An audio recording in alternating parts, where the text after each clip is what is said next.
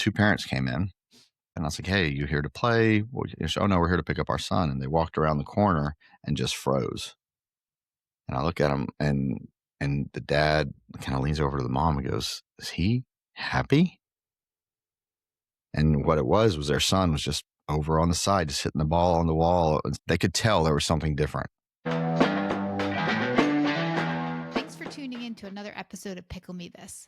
Be sure to subscribe, comment, and like so you'll be notified when new episodes drop every Saturday morning. You definitely don't want to miss them. Also, your support helps other pickleball enthusiasts find us too. Everyone has a story. Hey everyone, welcome to Pickle Me This, and I'm your host Deirdre, and today we're heading to Atlanta to meet Daniel. After nearly 30 years in corporate, he left it all behind to pursue something he actually loves.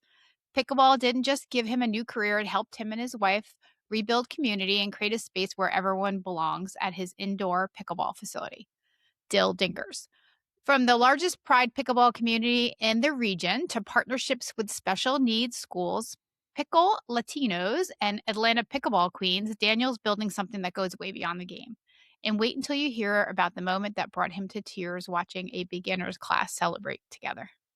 So welcome, Daniel. Well, thank you. I'm glad to be here. It's always fun to help build the community through whether it's podcasts or anything else.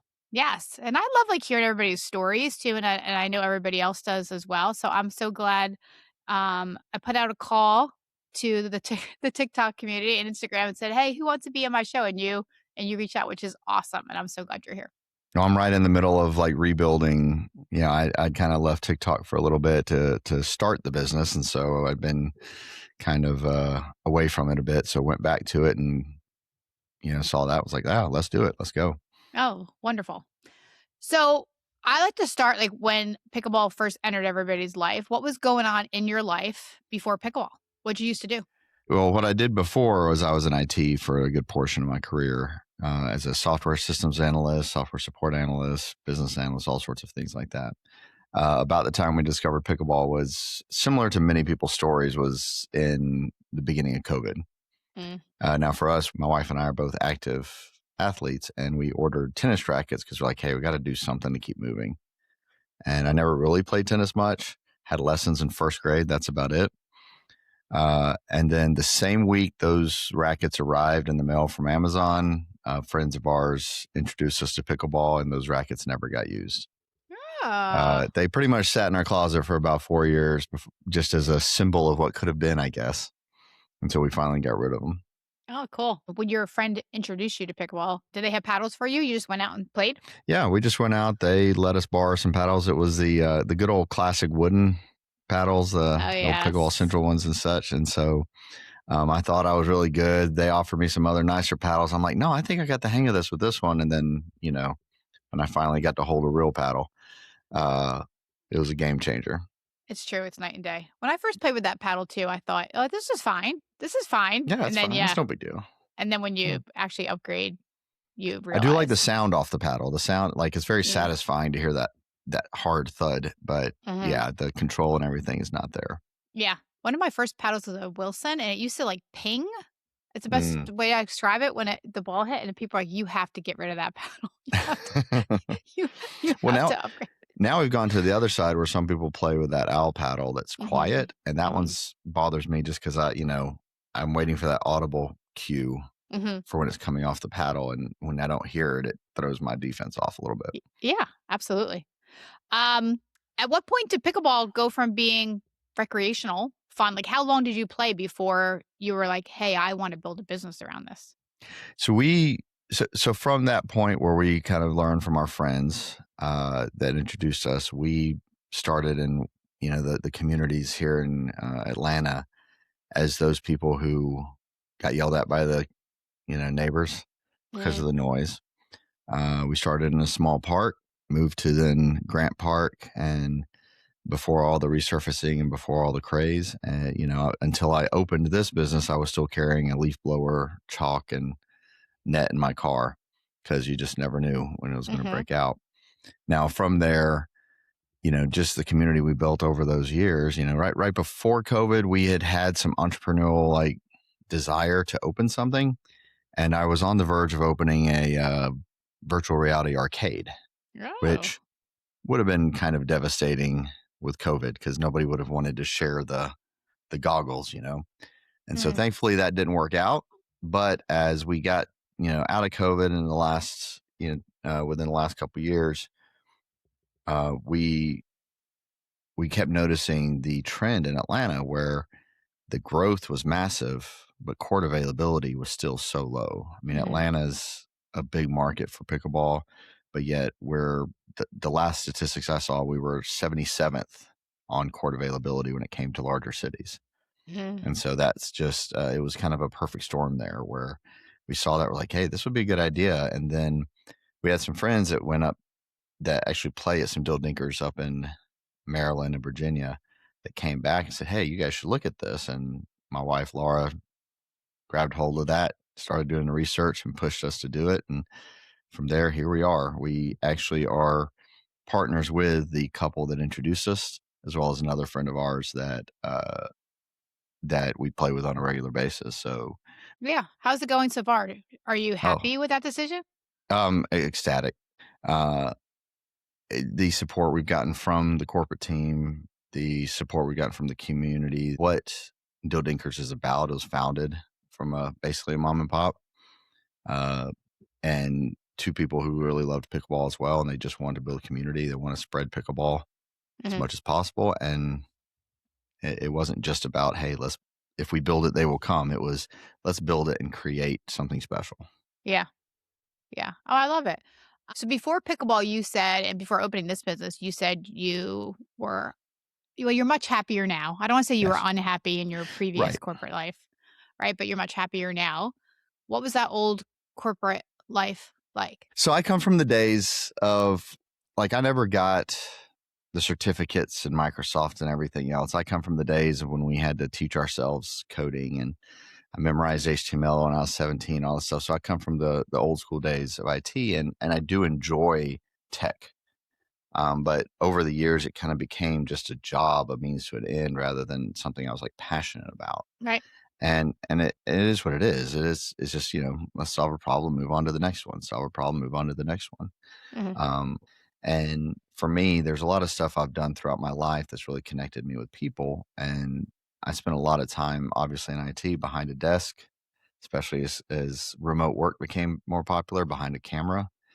And there was less connection with people. And Hmm. as much as I love tech, I enjoy trying new tech and everything else. I just kind of felt like I was spinning my wheels and just doing what I need to feed the family and all, which is fine, which is nothing wrong with that. But when this opportunity came about, the chance to work with people again, to bring something special to them has been extremely rewarding. That's awesome. That's a great segue into like the building the community aspect. So Yeah, you've built one of the most diverse pickleball facilities in the nation. You I you like to spoke think so. about. Yeah. Was that intentional from day one, or has it Yeah. evolved into that? For me, it was. So, just a little bit of my background. Although I may look like Casper's cousin, I was born and raised in Guatemala. And so I guess you'd say first generation. Both my parents are from here in the States, hence why I look as white as I do. But I was born and raised there, graduated high school there, and then when I came to college, I've stayed here ever since. And so for me, my background is extremely diverse. I've done work around the world, spending time in Africa, Asia, and Europe and other parts of the world. And for me, the multicultural background is very important to me, and the ability to connect with different people of different backgrounds has always been important. And I have found in that there's been so many that have also not found a safe space. Hmm. And part of what I used to do in TikTok was try to give people a safe space to heal, a safe space to come. They would come into my lives and get a chance to talk through things. I never allowed debates. I allowed discussions. And so when I stopped doing that, this was the next transition to basically make the analog version of that. Hmm. Because to me, people is the sport is still the people sport. right? Really It's is. still a sport where every other sport, somebody wants to be Michael Jordan, somebody wants to be Tom Brady or Ronaldo or somebody in a different sport. Here, yes, the pro circuit is growing. The pro circuit is becoming more known. But even now in the facility, very few people know the pros. Mhm. They might know the top Anna Lee and Ben, but beyond that, they just don't watch it. It's one that still, to me, feels like it's owned by the people. Yeah, And that's what makes it special. And that opens the door for us to take the sport that even non-athletes can learn and just spread it throughout different communities and provide a place where people can come and feel like they belong, not feel intimidated to get on the court, not feel like they're being judged, um, and just being able to come on and have a good time with each other. I love that. And I also think a lot of people don't aspire to be pros themselves. They don't Right. they're just happy Yeah. playing recreationally. Exactly. It just brings And them what joy. exactly. And that's why I say it's a people sport. It's just they're not trying to be Michael Jordan. They're not trying to Mhm. be the pros. They're just enjoying what's in front of them. Mhm. Yep. Even you ask some people too, like, "Are you gonna go play, in a tournament?" They're like, "No." There's lots of Yeah. people who are like, "Nah, I'm just happy playing, Right. here." I'm curious, so you said you built it intentionally. How did you go about doing that? How did you go about making people feel that it was a safe space? I I mean, a I lot. love this, by the way, and that's why Yeah. I'm, like, Yeah. really interested in learning more. I mean, a lot of it is about who you put in places around you and attract people in. And Mm, we opened to the community. We came to the West End. The West End's an area that's kind of is still up and coming compared to some neighborhoods in Atlanta. Atlanta's a very unique city, in my opinion, of all the different cities I've been to. Each city has their own personality. This one's yeah, this melting pot, but we've just opened our doors and the way we welcome people in, we treat everybody the same. as you should. It does not matter, what community they're a part of. We want to celebrate who they are. It's not about seeing color. It's not about seeing their background. It's about celebrating them and who they are in that moment and giving them that space. And really, it becomes a very organic thing that as people feel welcome, the word spreads. Yeah. And this neighborhood was a depiction of that. West End, as soon as we moved in, I had people walk in the door and be like, glad you're here, but I don't play, and just leave. But the neighborhood has just embraced us, just welcomed us. And so as we proved ourselves, proved that we were here for everyone, that just continues to build that foundation that people just are naturally attracted to. Yeah. People do like word of mouth is huge in the marketing aspect. Hmm. And just people as if they feel like they're seen, Yep. truly seen and felt like they belong, they'll definitely tell other people. Right. And I actually also push that not just on the player level, but with my employees. Mhm.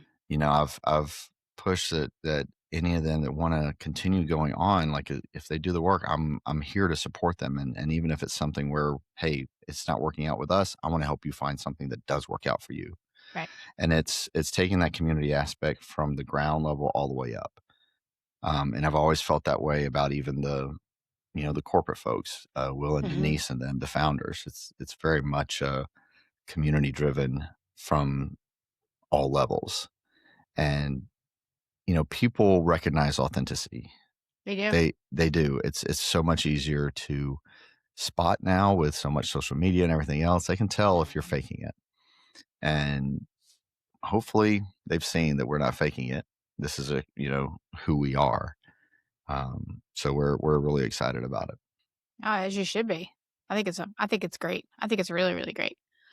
Walk us through like the partnerships with like the special needs school that you Hmm. mentioned, Pickle Latinos, Pickleball Queens, the Yeah. Pride community. Like how did those connections all come about? Oh, let's see. Where do we begin on those? Yeah. So like the special needs school is one that we did. Somebody from that school uh, came in and they rented a court. They did an event. I walked in that day not even knowing that we had scheduled it, and balls were just flying everywhere. And there was no real games going on, but they were all having a blast. That's all that matters. It is like I came in and as I went on and helped one girl just learn how to balance the ball on the paddle because that's all she could do, and she was just thrilled that she could do that piece.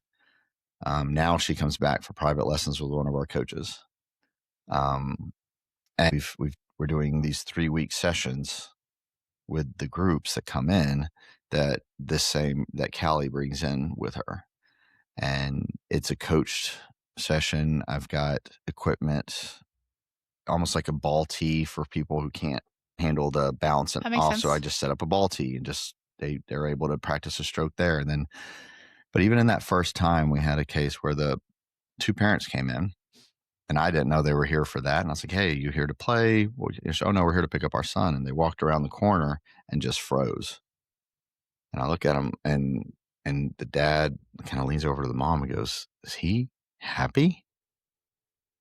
And what it was their son was just over on the side, just hitting the ball on the wall and stuff, and was just they could tell there was something different, Mm, And from that point forward, that group we've partnered with to like try to provide. We have one court, for example, that has 3 walls around it. So I always and whenever we schedule them, it's a neurodivergent group. We schedule them for that court only. yeah, that's It great. gives Yeah. them privacy. It gives them kind of an enclosed thing, but they are an absolute trip. They love the music. We thought we were afraid to be too noisy and loud. They absolutely love the music. And it's just been such a fun group. With others like the Pickle Latinos, obviously my background doesn't hurt in that sense. I'm a party favor to a lot of them sometimes because I look like somebody else and I sound like them. So it's a lot of fun. But really, that was a case where we're wanting to build the overall pickleball community. They were originally scheduled to go to another facility, but that facility wasn't finished yet. Mm, And so 3 days before their event, they had 80 people signed up and they needed a location to play. And so 2 of the main leaders are actually members here. And they asked us, was like, yeah, let's do it. So we blocked off the entire, I think it was a Saturday night, a lot of people. and we ended up with 130, Oh, including the pickleball director from that other facility. He came over and we hung out, and that's the piece is, he knew he wasn't able to fill the courts because of them trying to finish the construction on them. And so we partnered with him, and he and I both got to speak to the group and coordinate with it. And so that's the piece. Like when we show that we want to be inclusive, it's not just only in Dill Dinkers. I'm happy for other facilities to do well as well. right, right. Then we've got the Atlanta Pickleball Queens. They're a fun group of Black women that just they're so much fun and so great. And we've partnered with them to make this kind of their home courts. They've come in here on a regular basis, and I always love their smiles and their energy. And so that's again just a natural progression to partner with them. The Pride group's actually one of our biggest. I do have members of my family part of LGBTQ, so it's important to me to provide that space. Yeah. And so we created a Thursday night open play Pride from 8 to 10, and it just started filling up. And the more they heard about it, it's for them and their allies. It's for everybody, really. It just, even when we don't think it's going to fill up, like we're July 4th, we were like, yeah, we need to cancel because everybody's going to be traveling during the summer. They filled it up immediately. So they had all 11 courts just packed. And from that, we've got folks like a gentleman named Ram who puts together a contract time to bring groups in to play even on a regular basis. Hmm. And so it's become a really important place for that community to know that they can come here and nothing's going to happen. They're safe. They don't have anything to worry about, but whether or not they can get the ball over the net. Yeah. And there's other people like them, right? Like they feel Mm-hmm. included, and it totally warms my heart. Actually, makes me want to go. It makes me want to Hey, go let's come on book over. a Yeah, trip let me to know. Atlanta and like Make a hang trip. out. Sounds like so fun. Um, you also mentioned being able to communicate in sign language, which is like another. Sort of. I'm rusty at that. So when I was in college, yeah, that one was out of the blue for me.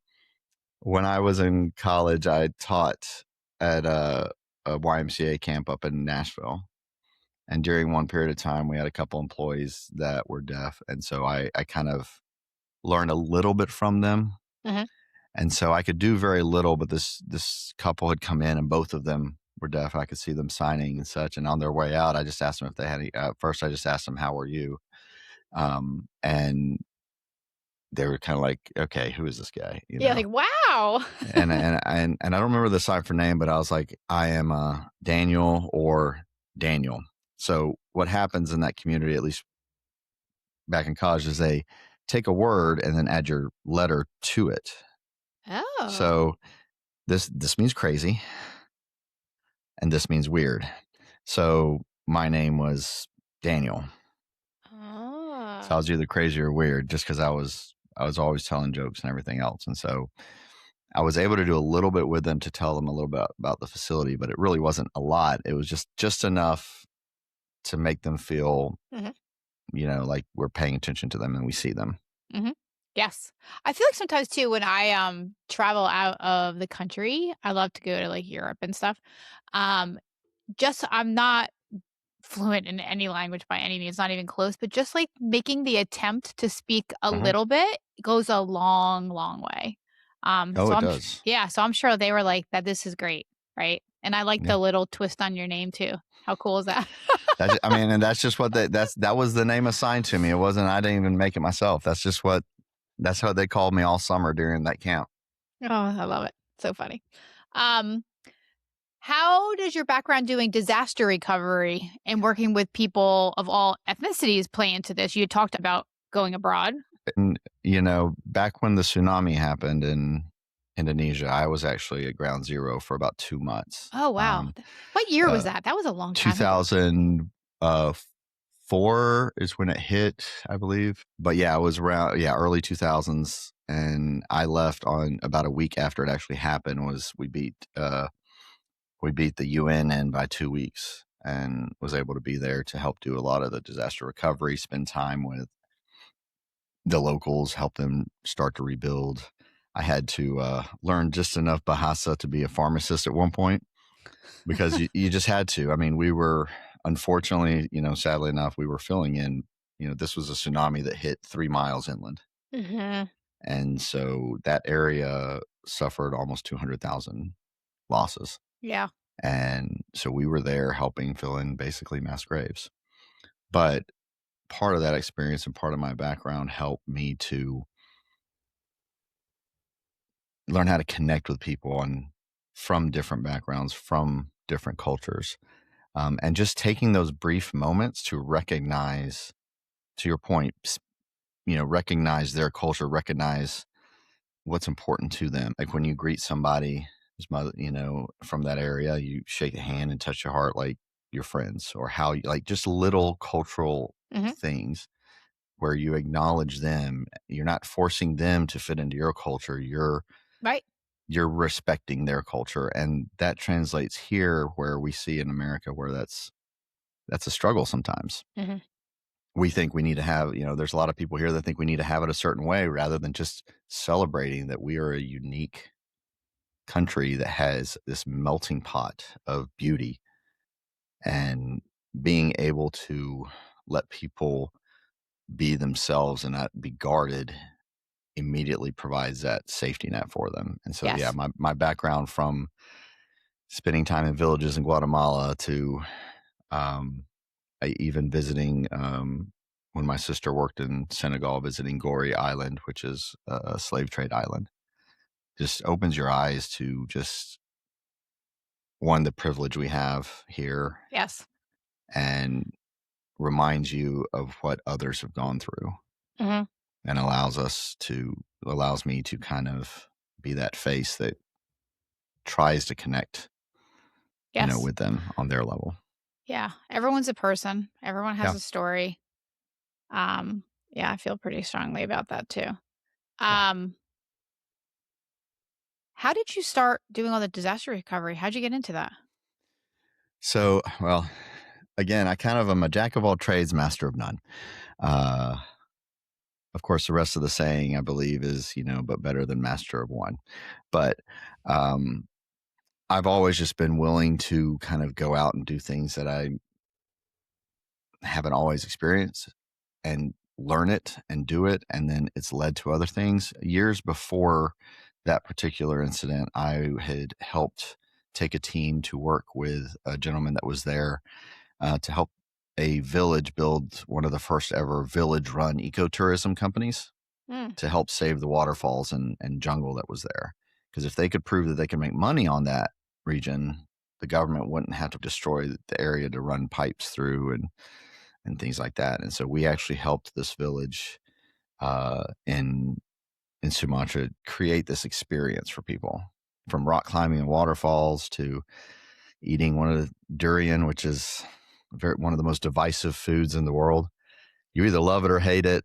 There are signs in Asia next to no smoking signs that says no durian because of the smell. And so, I've never even heard of that food. Oh yeah, it's a nightmare, but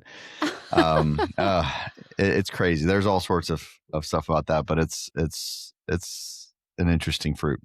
But just being able to go and let people have those experiences, built those relationships. So when the tsunami happened, the guy who had been working there for some reason had to leave the country, and I had just messaged him the day after it happened, and was like, "Hey, is there anything I can do?" And I'm thinking, donate money.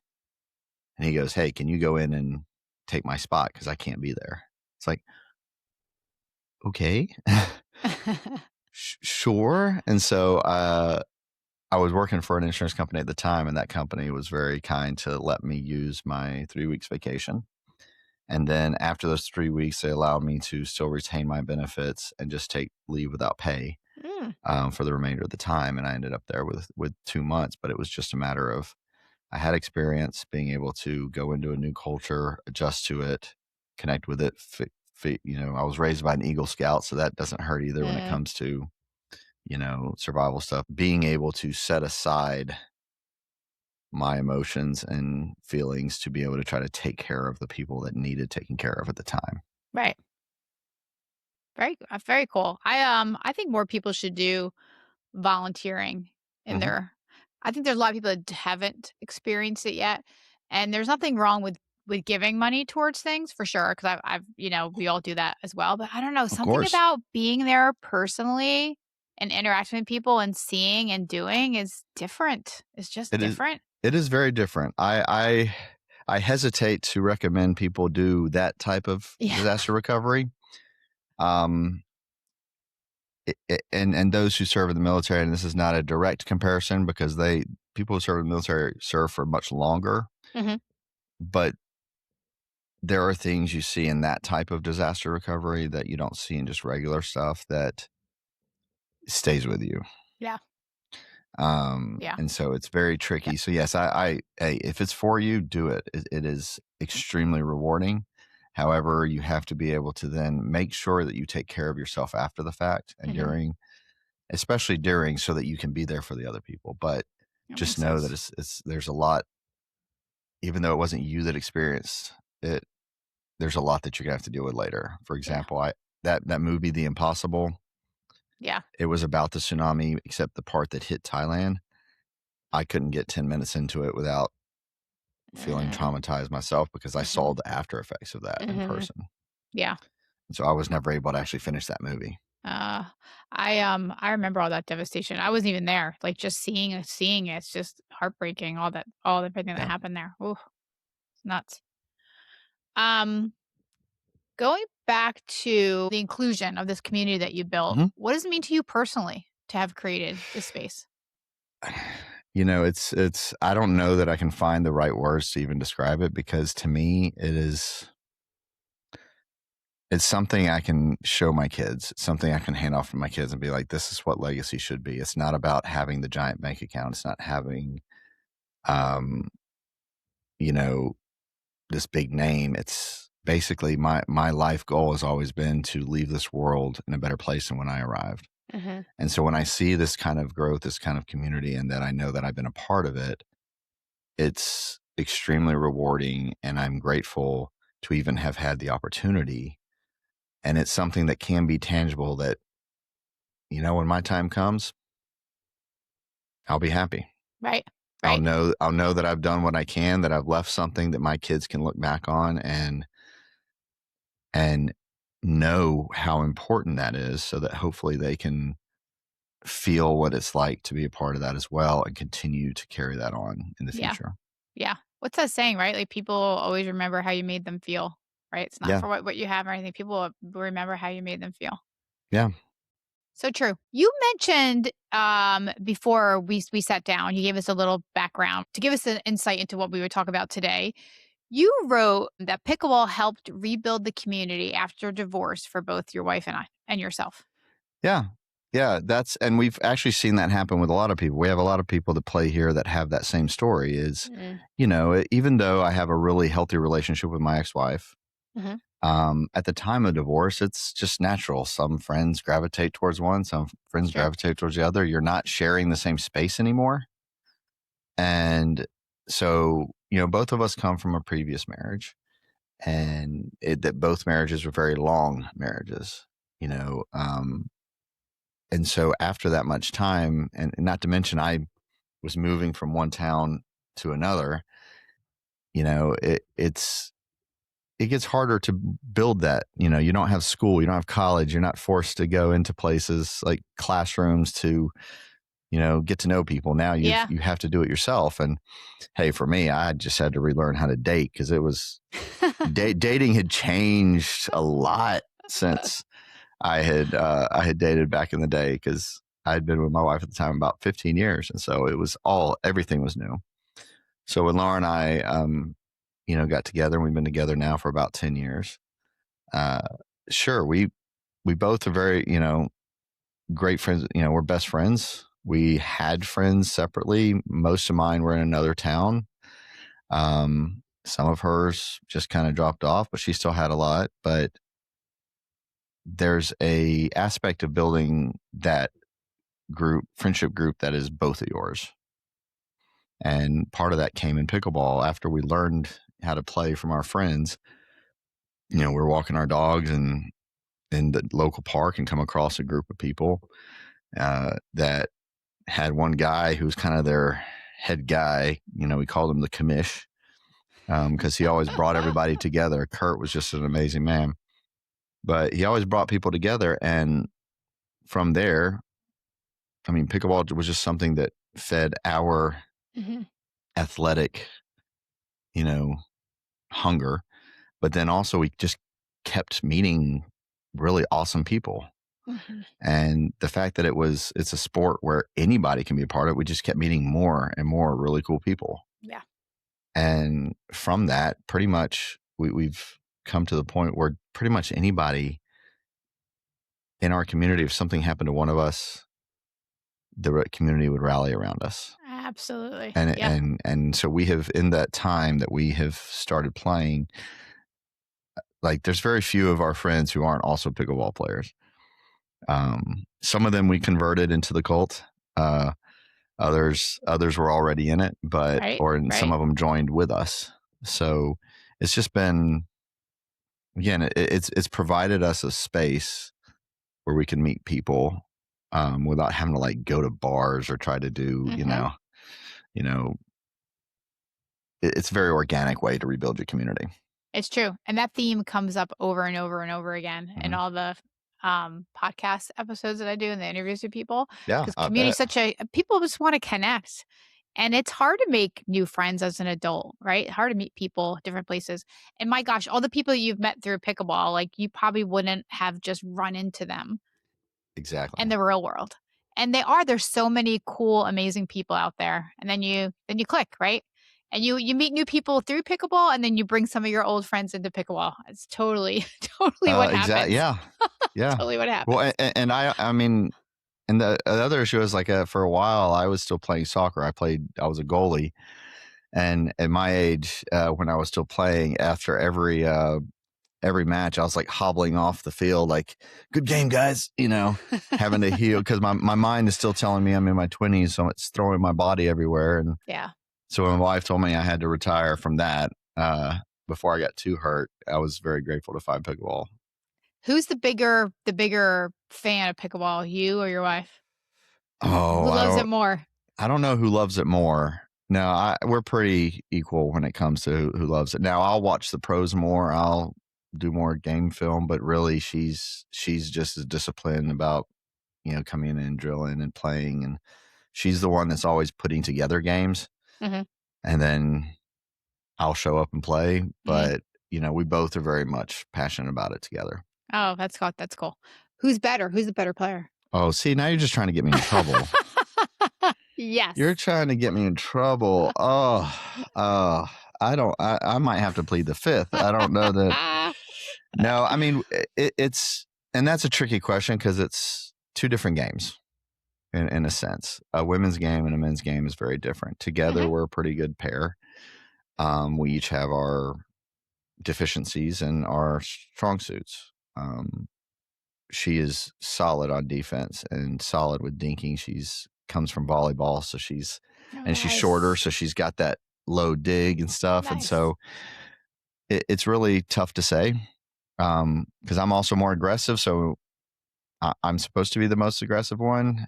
And so in essence, it raises the risk of error when you're more aggressive. Yeah. And so the perception of who's better would be tricky because I might look like I'm making more errors, but I'm also scoring more points, whereas she may be staying consistent and setting me up for things. So was that a diplomatic? That's a great answer. Very diplomatic. And this is how you keep your marriage together. Yes, that was a good answer. I like that you mentioned that the guys' game is different than the girls' game because that's so true. Like I like playing co-ed with men all the time too, but there's nothing like a good girls' game. It's just different, It is different. Well, and for Laura, the other tricky part was there were just like in our group, there weren't that many women that played. And as we got better, there were even fewer women that could play at those levels. So she was playing with all men almost on a regular basis, which did improve her skills. But it's also for women, it can be intimidating because the guys do hit extremely hard. Right. And so she can easily be pushed off the line a little bit more or kind of, it's not the right word, but bullied a little bit. Some men, even though it's three guys and her, they'll just pick on her the whole time. Target, yeah. Which, that's one of my pet peeves is like, look, are you wanting to get better? Or you just want to pick on who you conceive as the weakest? Thankfully, I trust her and her defense and stuff. And so I don't mind them picking on her because it does improve her even more. But there are times where I kind of get like, I want to play, guys. Yes.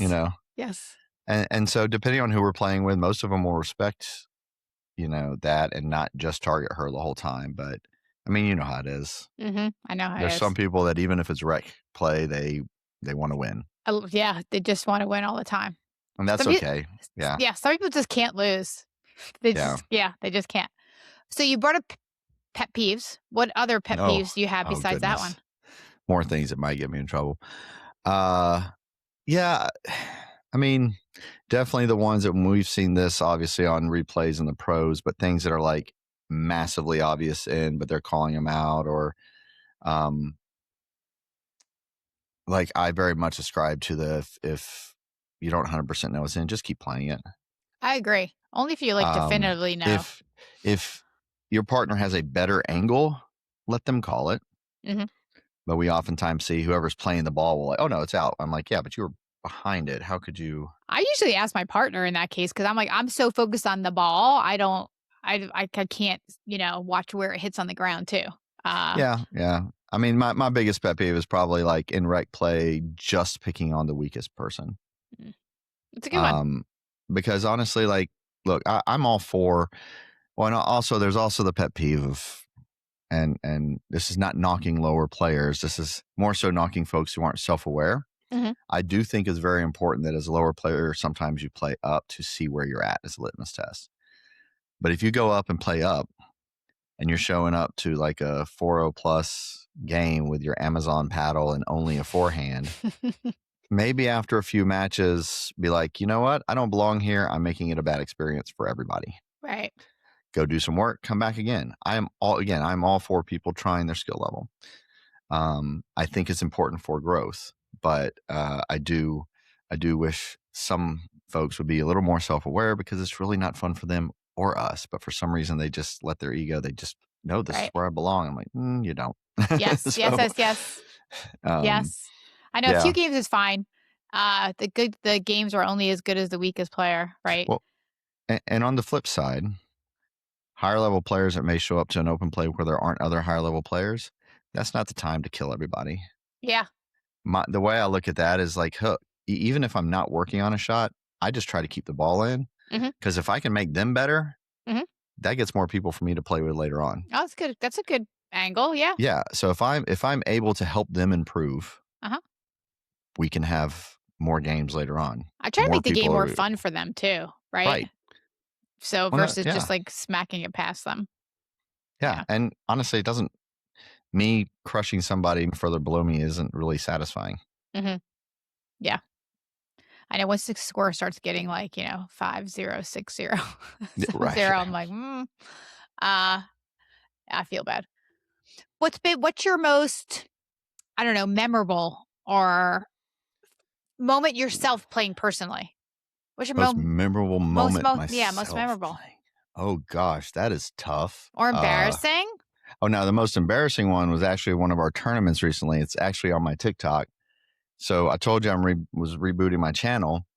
So I was like, let me go live during our tournament. So I've got the camera at the end of the court with me on the other side, and so you can see me clearly. And that day was definitely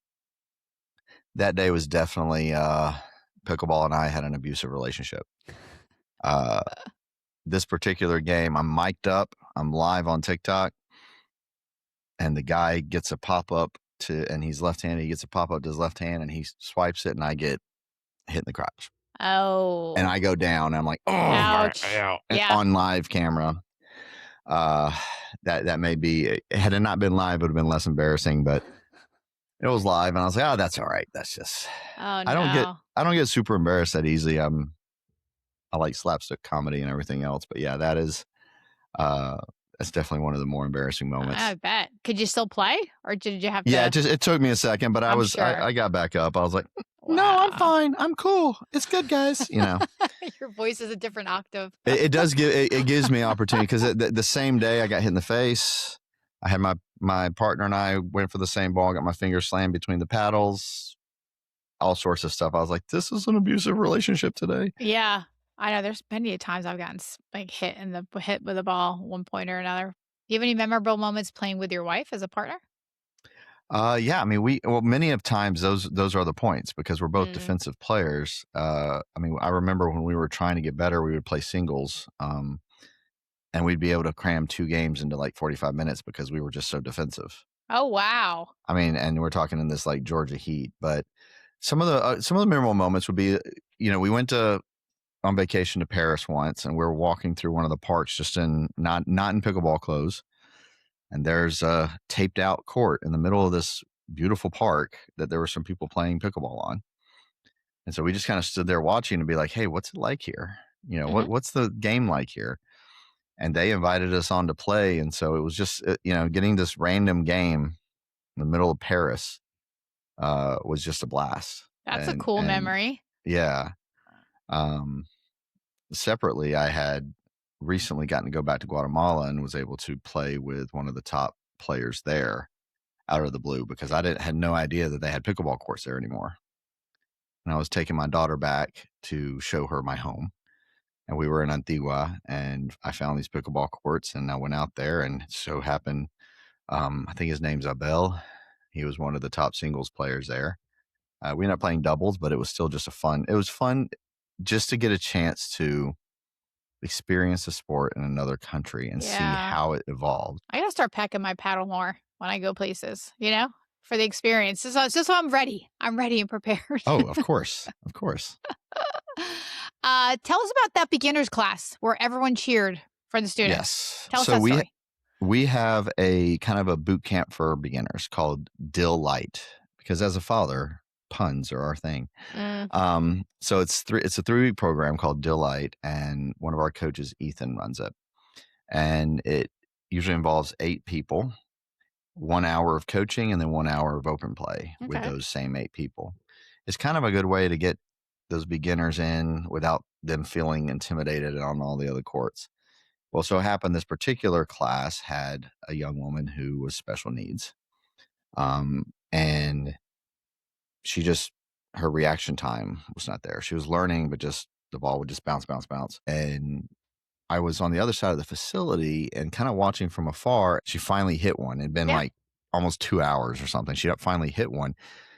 And it wasn't like, oh yeah, like the court erupted. Aw. Did And she they're like, beam, like, her face, like, and she smile? beamed. Tom, one of our new guys who's very much embraced this community, like he's also beginner, went over and like, they celebrated her. And it was just those moments Mhm. where we've transcended beyond just the sport. Right. Right. I know, like, the joy of other people experiencing somebody else's joy too and, like, cheering Yeah, them on. Oh, it's the best. it's just, and that's the thing that just, you don't see that a lot in other Mhm. places, especially, right now there's so much tension. Mhm. And so to have those little moments where you get to experience something special, those are the things that, like, I never got that doing on the help desk in IT, right? Yeah. It's Yeah. like, just just unplug it and plug it back in, reboot the Uh-huh. computer, Yeah. you don't see it in those cases. Yeah. So being able to experience that, and I went back to check on them and even told him, I was like, look, give her a second bounce. Like, I know there's special Yeah, rules totally fine. for handicap. And I was like, give them special, give her. And once they did that, they were able to get more rallies going Oh, and stuff like that. nice. And it was just, but you see her kind of beam and now feel like she's not a burden or anything else like that. It's just, because it's easy. If you got somebody in your court that just Mhm. no point is going anywhere, that can Yes. be frustrating, Oh, but yes. they all knew they were learning. And then you're frustrated for them too, right? Right. Because you really do wanna see them do well. Yeah. Celebrating other people's successes is so fun. Right. So fun. Right. All right, a couple of wrap-up questions. All right. Looking back over these past 5 years, how has pickleball changed you as a person? Oh, it has definitely made me it's made me come to realize more how much I needed to really, like, seek what I love. Mm. Not just for me, but for, like, my kids. I preach to them I hope you get to do what you love. You might have to work for it. Mhm. Um, they both come from an art school, so I'm like, you might really have to work for it. But but that it's embracing my background, it's embracing who I am, and having the opportunity to do that has just helped me kind of become more of who I believe I am. Mhm. And having such a big impact on Right. others too, right? Not just your own Right. joy, other people's joy. Well, and being able to realize those goals of, like, leaving the world in a better place, the Yes. goals of being able to provide for my family while still being happy, like enjoying what I'm doing and letting my kids see that that's actually possible. Yeah. It's Yeah. great. Yeah. I love it. How old are your kids? We have 14, 18. I think Ethan. So the younger two came from my previous marriage. The other two are from Laura's, but Ethan, I believe, is 20, and Taylor 24. 23. I'm gonna get in trouble for this later for not remembering the exact You actually made days. me feel better because when I talk about my children too, I'm like, I'm always doing the math. I'm like doing the same thing. I'm like looking up. I'm like, how old are they again? Well, I know mine a little bit better only because I kind of been stuck with them longer. But yeah, Laura's we met while they were, they were older than my kids, so they were middle school, high school. Yeah. And so The years fly yeah, by though they sometimes, and especially when they become adults, it's like something about that. I'm like, wait, is she well, they're out 27 of or is she yeah, 26? they're Like out of sight, out of mind. It's uh-huh, just you know. I'm lucky. All my kids are adults are in their 20s, but I stay in touch with them and I see them a lot. I'm seeing I chatting just with need them to a lot. answer, be like, they're this old. Yeah. Yeah. But no, I have a great relationship with them too. So it's like Are they close that's by for you? one of them is not. The other one does live about 5 minutes from here and actually is roommates with our assistant manager. Oh, cool. My oldest, the 18-year-old, she's doing a gap year living with me and working here at the facility. Oh, And then nice. A the big last family one, affair. oh yeah. Oh yeah. The last one is in school, just got a freshman in high school. Nice. Nice. What do you hope people experience when they walk through the doors at Dill Dinkers? Uh, besides my bad dad jokes, just feeling accepted, feeling welcome, feeling like if they ever need a place to feel safe, they can come here, feeling like that no matter what the world's throwing at them, that we're here to try to help relieve that Mhm. some, Yeah. and uh, and just as a second home, you Right. know, just somewhere they can get away from things and just meet other people and enjoy themselves. Yeah. Such a inspiring chat with you today for sure. The world is heavy right now, and It is, people need to be accepted and more joy uh, going around. People need yeah. people should be nice to each other. That's the piece we've kind of just lost that view of Hmm. seeing people for who they are. And I recognize like that's the piece that I also try to push is like trying to have a little empathy as much as I can for everybody. Right. If everybody, no matter who they are, could just increase their compassion and empathy by 1% every year, the whole world would be a completely different A place. completely different place. Completely. And that's just the piece that it's so hard to watch right now. It is. Um It is. A lot of people are struggling with it for sure. yeah, So thank you for making it an inclusive, welcoming place. I'm I sure a lot of appreciate people that. appreciate it. Well, thank you for coming on. Such a great chat with you. Well, We thank you. appreciate No, it. and I appreciate what you do and what you being able to like. One of the reasons why I wanted to join you was that hearing. I can't remember the gentleman's name you talked to him, but it was about hearing their story, and I think that's oftentimes lost in this business, and they forget like why are we all doing this? Right. Why are you having your podcast sharing this, having other people sharing their stories, and I think is really important to keep focused on that. Oh, well, thank you. Thank you. Bye. Bye, all.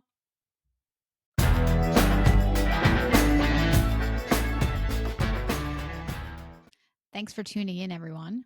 We'll see you next time when a new episode drops each Saturday. If you like this episode, be sure to leave us a like, and we'll see you out on the courts. Bye.